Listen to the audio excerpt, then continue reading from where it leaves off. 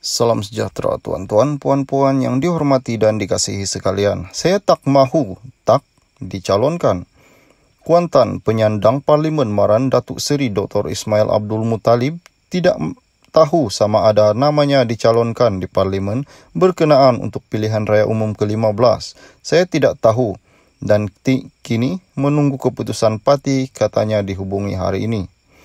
Ismail mengulas sebaran di media sosial berhubung 10 nama dikatakan tidak dicalonkan semula bertanding PRU 15. Berdasarkan rekod Ismail yang juga timbalan Menteri Kerajaan Tempatan dan Perumahan sudah mempertahankan kursi Parlimen Maran selama 4 penggal sejak 2004. Tersenarai dalam 10 nama berkenaan ialah Menteri Wilayah yang juga bekas Menteri Besar Perlis Tan Sri Syahidan Kasim. Keputusan rasmi calon BN akan diumumkan Presiden UMNO Datuk Seri Dr. Ahmad Zahid Hamidi di Pusat Dagang Dunia Putra PWTC malam ini, manakala Perikatan Nasional akan mengumumkan calon di Pusat Pameran dan Perdagangan Antarabangsa Malaysia, MITEC. Ini ada kabar ingin mendakwa Menteri Wilayah yang juga bekas Menteri Besar Perlis, Tan Sri Syahidan Kasim, Tan Sri Noh Omar, Datuk Seri Tajuddin Abdul Rahman, Datuk Seri Adan Baba dan Anwar sebagai antara nama yang tidak dicalonkan semula oleh UMNO dalam PRU 15. Syahidan dalam kenyataan di Facebook berkata, bilik gerakan BN bagi Parlimen Arau telah ditutup sejak semalam tadi dan bendera parti turut diturunkan. Penutupan bilik gerakan berkenaan dilihat sebagai protes terhadap penolakan pencalonan Syahidan yang juga menjadi ahli parlimen di kawasan berkenaan selama 4 penggal bermula 986, 990, 2013 dan 2018. Anwar yang juga bekas Setiausaha Agung UMNO dalam kenyataan di Facebook malam tadi berkata, pemilihan calon Barisan Nasional untuk bertanding PRU 15 didakwa tidak mengikut kaedah ditetapkan Perlembagaan Parti. Beliau yang juga Ketua UMNO bahagian Ketere berkata, dakwaan yang berlegar membabitkan spekulasi calon BN biarpun parti lawan sudah mengumumkan senarai calon mereka yang dikatakan syarat dengan personality big and heavyweight. Bakal calon BN sudah didakwa menandatangani dokumen dan janji tertentu sejak 2 hari lalu, justru kabar angin mula tersebar. Walaupun Parlimen menghuraikan dengan jelas skop dan kaedah pemilihan calon, nampaknya sekali lagi ia tidak diendahkan, katanya. Penyandang pengurusi Parlimen Ketere itu mendakwa biarpun top 5 diberi kuasa berunding bagi pihak Majlis Kerja Tertinggi, senarai calon ditapis lagi oleh pihak tinggi.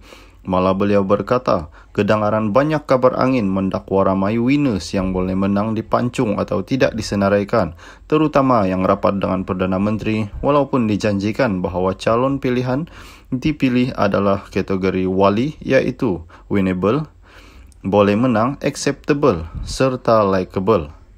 Tetapi itu rumus. Apapun, kita berilah ruang secukupnya kepada pucuk kepimpinan untuk berunding dan memilih. Menjadi calon tidak boleh meminta-minta, tak perlulah melobi-lobi. Ia satu amanah tanggungjawab untuk memenangkan cukup kerusi bagi parti, jika tidak berkubur 2 kali. Kurangkan spekulasi, tunggu saja pengumuman rasmi sehari 2 sahaja lagi, tulisnya.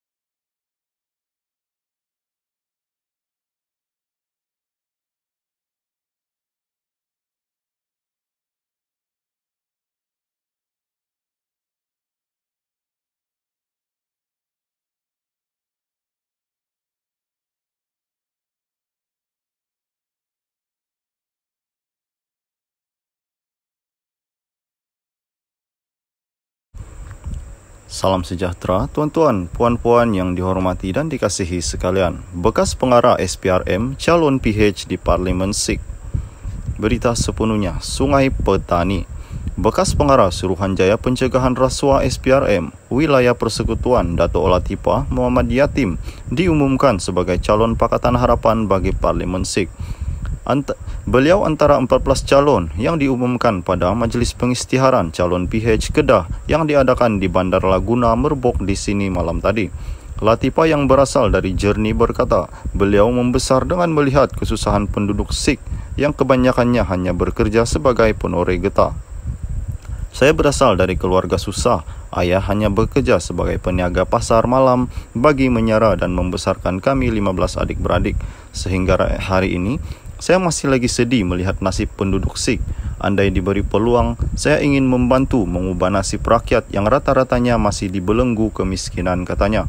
Turut diumumkan sebagai calon adalah timbalan pengurusi DAP Kedah, Zul Hazmi Sharif yang bakal bertanding di Parlimen Jerai. Walau bagaimanapun tiada nama calon PH diumumkan bagi Parlimen Langkawi yang setakat ini menyaksikan bekas Perdana Menteri Tun Dr. Mahathir Mohamad mengesahkan akan mempertahankan kerusi berkenaan. Pengurusi PH Kedah Datuk Mahfuz Omar berkata, pihaknya berpuas hati